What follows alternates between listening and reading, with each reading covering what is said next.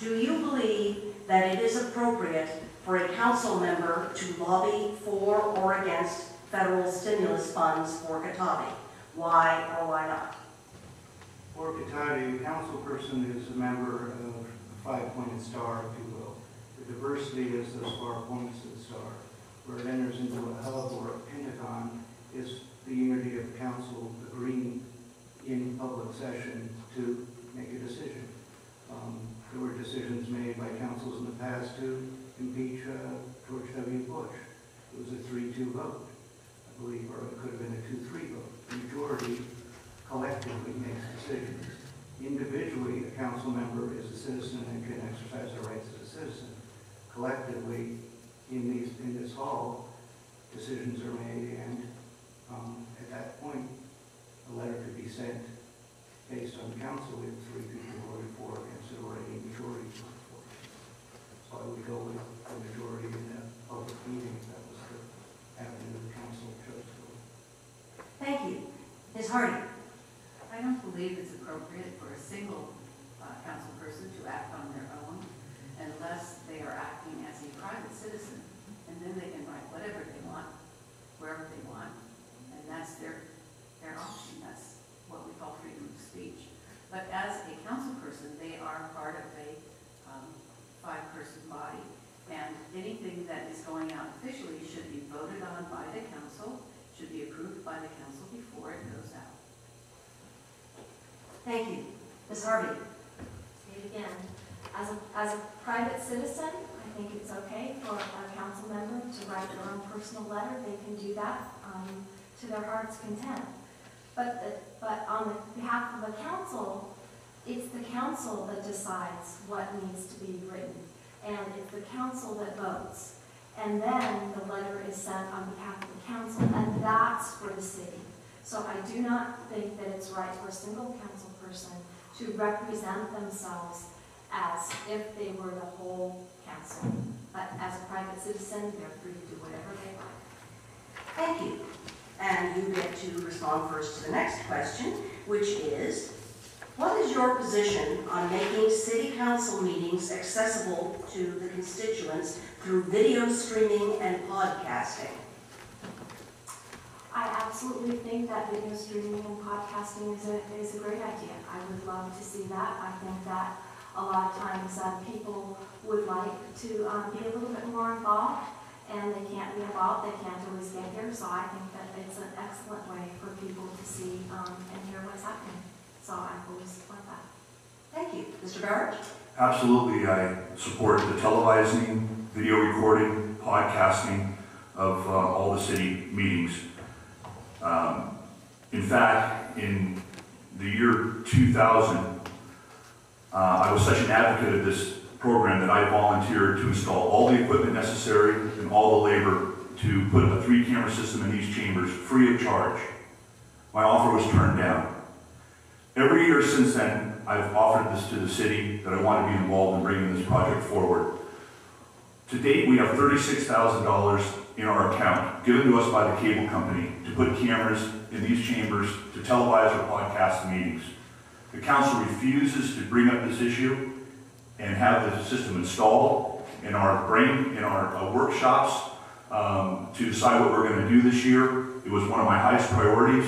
The rest of the council felt that this was not important and would fall to the very bottom of our priority list, next to volunteerism. So I don't see that we're going to see videotaping these meetings anytime soon. Thank you. Mr. Kirchmann? I'm in favor of it.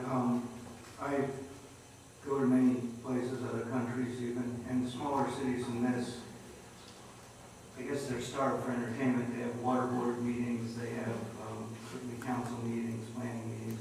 It's worthwhile for people to be able to see what's going on in public, because not everyone can make it into, or perhaps even have the interest of coming physically and be at a meeting, but to watch it on television makes it easy, and you tend to see how things are working. So there's nothing wrong with these public meetings being televised.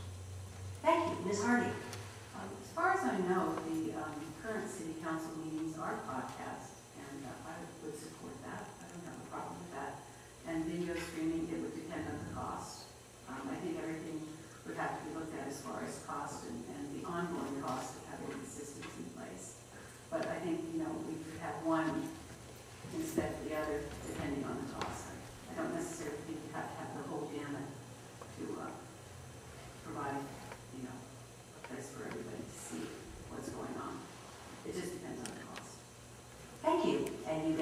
respond first to the next question, which is, how can a council member honestly disagree with staff and council members and continue to work efficiently with them?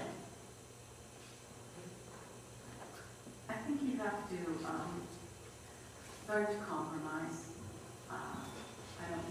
I think that, you know, you can stand your ground, but I think you need to take into consideration, you know, what other people are saying and learn to work with other people as far as getting the business of the city done. So I think it's just a matter of listening to what other people say and not necessarily giving up your point of view, but finding a point that you can agree on, finding a place of compromise and finding a place where you can cooperate. Thank you. Ms. Harvey? I think that council members can disagree, and I think it's important that they disagree. It's that differing opinions that make solutions better.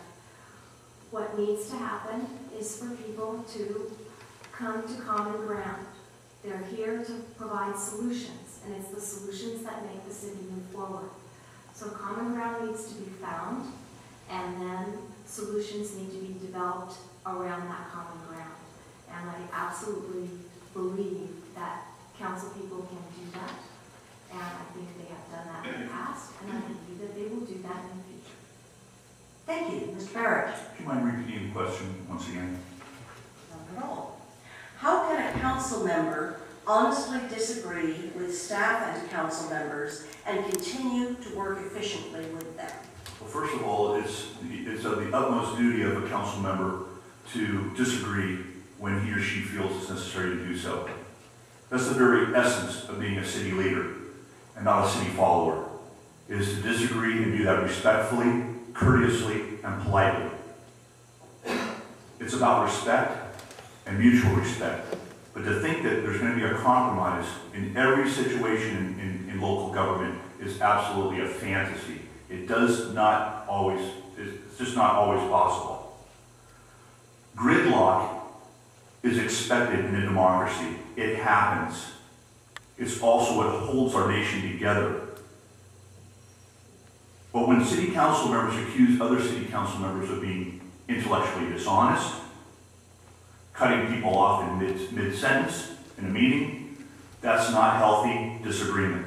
That's rude behavior and it is un-American and undemocratic. But you must be respectful and courteous. Thank you. Thank you. Mr. Kirchmann? We must have the luxury of concurring with the majority of what our predecessors have said. There's a need to work together, but there's also a need to disagree. Couples disagree, families disagree, business partners disagree. Even baseball teams on occasion don't agree. So there are circumstances where agreement is not the end goal. There is a need for disagreement. There's also a need to come back and work collectively. The councils in this particular chamber have often had a very diverse group where people don't always agree on everything, and that's as it should be. Other councils likewise have issues, and some of the solutions should come from the leader of city and government where we're not unique. It happens elsewhere. It's happened here. So there is a need for disagreement and coming back to the center and finding agreement. Thank you. And you get the first response to the next question, which